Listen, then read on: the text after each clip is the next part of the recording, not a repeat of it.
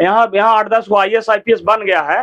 हाँ, 10-20 को नौकरी में भी है यहाँ पे। हंटरगंज में किसी भी तरह का कोई सुविधा नहीं है। बिजली तो 18 घंटा कटा हुआ रहता है। कहीं 18 घंटा बिजली रहता है, लेकिन हमारे यहाँ 18 घंटा बिजली कटा हुआ रहता है। कुछ लोग बैठे हुए हैं, इनसे जानेंगे कि क्या कुछ पिछले 5 सालों में काम हुआ है। जानते हैं इनसे, क्या कुछ पिछले 5 सालों में काम हुआ है। नहीं, यहाँ की जनता को क्या कुछ परेशानी है? जब आपको विकास दिखिए गया तो हमको बताने का जरूरत है। रोड यहाँ खराबे है, लाइन है, ये नहीं है।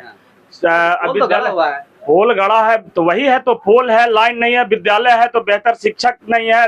रोड है तो उसमें वो बड़ खबर है, मतलब है वो सब चीज, लेकिन उसका विधि व्यवस्था सब खराब है। अस्पताल है तो उसमें डॉक्टर नहीं है। सभी तरह का प्रॉब्लम यहीं आपको मिलेगा। जितना दुनिया का दिक्कत आपको महसूस होगा यहीं पे महसूस होगा। आते समय आपको इस सब चीज का अनुभव हो चुका होगा। ये अभी कुछ लोगों से हम बात किए तो उन्होंने कहा कि यहाँ की शिक्षा व्यवस्था बहुत बेहतर है, सिवाय सिर्फ सड़क के। यहाँ 8-10 को IAS IPS बन गया है। हाँ, 10-20 को नौकरी में भी है यहाँ पे। उन लोग से पूछना चाहिए था कि कितना परसेंट प्लेसमेंट मिला है यहाँ। कहीं कोई बच्चा सक्सेस भी हो रहा है का? अगर शिक्षा व्यवस्था बढ़िया है तो बच्चों का बेहतर भविष्य भी होना चाहिए। यहाँ से पढ़े हुए बच्चे तो बेहतर भविष्य हमको नहीं दिख रहा है। अगर किसी को दिख रहा है, अगर जो आदमी बता रहा है तो उसके घर में पूछे कि आपके घर में गवर्नमेंट जॉब हुआ है क्या? जो भी बच्चों का गवर्नमेंट जॉब हुआ है कहीं ना कहीं बाहर रह के पढ़ा। यहाँ शिक्षा व्यवस्था का नाम निशान खत्म है। शिक्षा व्यवस्था में बाहरी घोटाला, भारी मात्रा में जो पदाधिकारी हैं वो भारी मात्रा में घूस लेकर और बहुत सारा काम कर रहा है। बहुत चीज बोलने का चीज नहीं होता है। इतना ज्यादा अव्यवस्था फैला है ना कि लोग पहले टेबल के नीचे से लेता था, अभी टेबल के ऊपर से ले रहा है। इसमें घूसखोरी कितना चरम सीमा पे है। अभी DMFT में देखिए 8% से 18% पर पहुंच गया है। सिर्फ PC इसको बोला जाता है घूस, 18% हो गया है। बताइए, जहां 20% लेस में ठेका डलाएगा, 18% उसका PC लगेगा, मतलब 40% चला जाएगा। 10% इत्यादि इत्यादि और कारणों से खर्च होगा। 50% में कितना काम होगा और कितना ठेकेदार को बचेगा, आप बता दीजिए। ये बताइएगा कि हंटरगंज जो है चतरा विधानसभा का निर्णायक प्रखंड माना जाता है अपने आप में। इसको किस तरह से यहाँ के नेता मंत्री 1,58,000 वोट है चतरा विधानसभा में। हंटरगंज प्रखंड का अकेले 1,15,000 के आसपास दिखाता है। संख्या बढ़े, 2011 के जनगणना के अनुसार बता रहे हैं, लेकिन संख्या बढ़ी है। हंटरगंज में किसी भी तरह का कोई सुविधा नहीं है। बिजली तो 18 घंटा कटा हुआ रहता है। कहीं 18 घंटा बिजली रहता है, लेकिन हमारे यहाँ 18 घंटा बिजली कटा हुआ रहता है। और आए दिन आप देखते हैं न्यूज के माध्यम से, आप लोग भी न्यूज कवर किए होंगे कि आपराधिक घटना इतना बढ़ गया है जिसका आपको हमको उदाहरण देने का और कोई साक्ष्य देने का तो मतलब नहीं है। हाल ही में आप घटना इधर उधर का देख चुके हैं। यहाँ पे वर्तमान में तस्करी इतने तरीके से बढ़ गया है और अपराध तो चरम सीमा पे है। नशा बच्चों में, टीनेजर में नशा का जो रेशियो है, अगर 100 में से 99 बच्चा नशा कर रहा है तो ये प्रशासन का क्या यहाँ पे व्यवस्था है और टीनेजर कहाँ जाएगा और नशा का स्तर कितना ऊपर जा रहा है, ये सोचने का विषय है। क्या लगता है इस बार चतरा विधानसभा में कौन विधायक का कुर्सी का ताज बनेगा?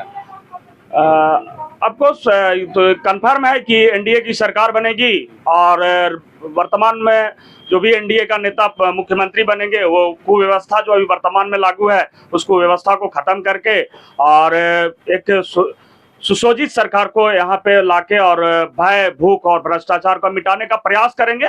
संभव प्रयास एक बार में हो सकेगा या ना हो सकेगा ये तो हम गारंटी नहीं देंगे, लेकिन प्रयास जरूर रहेगा। क्योंकि रघुवर दास जी के सरकार में काम अच्छा हुआ था, प्रशासनिक व्यवस्था बढ़िया थी, 181 एक नंबर था, महिलाओं को 1 रुपया में रजिस्ट्री हो जा रही थी, काफी तरह का व्यवस्था था। जो ही वर्तमान सरकार में सभी व्यवस्थाओं को और जो डायरेक्ट पब्लिक को बेनिफिट देता था लगभग योजनाओं को बंद कर दिया गया। अभी आपने कहा कि यहाँ पे रघुवर सरकार के दौरान काम हुआ था, तो फिर यहाँ के सड़क व्यवस्था कि क्या स्थिति पिछले सरकार में नहीं हुआ काम? रघुवर सरकार में सड़क बनी थी, मतलब रिपेयरिंग का काम हुआ था इस सड़क का।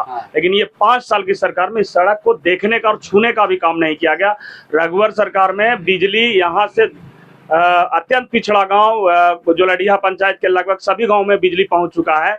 लेकिन आज जो स्थिति है कि चतरा सदर में बिजली नहीं रहता है तो हम लोग यहाँ कितना रहेगा ये आप जान सकते हैं। आप एक गमछा पहने हुए जो झारखंड को ये दर्शाता है, इस गमछा को क्या कुछ कहेंगे? ये झारखंडी है, गमछा झारखंडी का पहचान है। हम लोग झारखंडी हैं और हम लोग चाहेंगे कि स्थानीय नीति लागू हो और डोमिसाइल यहाँ पे आवे और पूर्णतः लागू हो। डोमिसाइल के हम लोग पक्षधर हैं, हम लोग यहाँ के वासिंदे हैं और हम चाहते हैं यहाँ डोमिसाइल लागू हो। अब बात करें डोमिसाइल की या स्थानीय नीति को, तो एक उसी को लेकर एक पार्टी बनी है जो टाइगर जयराम महतो द्वारा झारखंड लोकतांत्रिक क्रांतिकारी मोर्चा यानी JLK, तो उसको आप किस तरह से देखते हैं? टाइगर जयराम महतो का मांग बिल्कुल सही है, लेकिन अभी जयराम महतो का पार्टी उस स्थिति में नहीं पहुंच गया है कि वो चुनाव जीत सके। और 1932 का मांग तो लगभग पूरा नहीं होगा, लेकिन 76 और 75 का जो मांग है 96, 97 इस तरह का, ये तो पूरा हो सकता है। 1932 तो लगभग पूरा होने के कगार पे हमको नहीं दिखता है, क्योंकि 1932 लागू करने के बाद यहाँ तो लगभग 5-10% ही लोग बचेंगे। उन्होंने भी कहा कि 1932 ने अंतिम सर्वे सेटलमेंट की तहत बात किया। हाँ, तो वो लागू करें और डोमिसाइल नीति लावें। और जयराम महतो की पार्टी का भले ही अभी स्थिति जीतने लायक नहीं है, और लेकिन मांग अच्छा है और हम उनके मांगों का समर्थन करते हैं।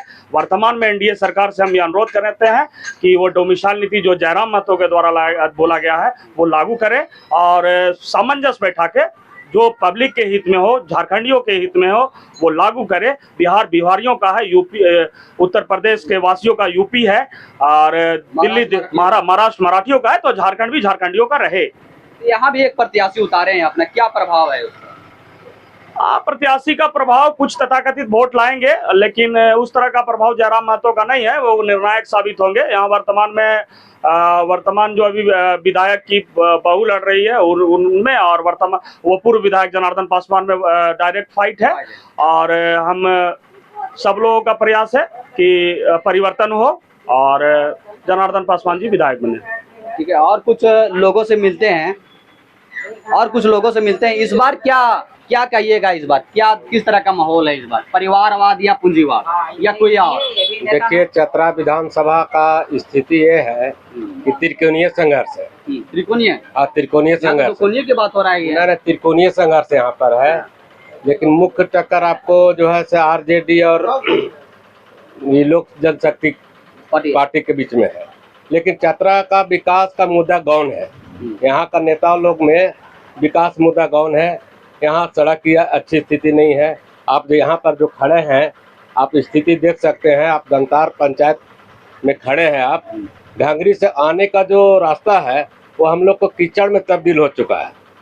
और ये आप जहाँ पर आप देख रहे हैं, यहाँ पर जो है तो आपका कोलेश्वरी मुख्य मार्ग है। हाँ, कोलेश्वरी पर्वत जाने यहाँ का मात्र 2 किलोमीटर यहाँ पर है। तो मैं तीर्थस्थल होने के बावजूद भी इस तरह की स्थिति है। आपका कोई भी यहाँ पर जीत रहे हैं तो त्रिकोणीय संघर्ष, लेकिन ये इस क्षेत्र का विकास जो अभी भी रुका हुआ है। कौन कौन त्रिकोणीय में आते हैं? त्रिकोणीय में यहाँ पर आपको माना जा सकता है कि एक तो RJD हो गया, दूसरा NDA खेमे से लोजपा हो गया, और तीसरा में कौन है? तीसरा में आप इनको भी कम मत आकिए, जयराम महतो का पार्टी का। जयराम महतो, टाइगर जयराम महतो। हाँ। उनके प्रत्याशी कौन है, जानते हैं? नहीं, नाम नहीं जानते हैं, लेकिन सुने। अभी आप सुन रहे थे दंतार पंचायत के लोगों की मन को और मत को जान रहे थे। आगे देखते रहिए झार न्यूज। जोहार।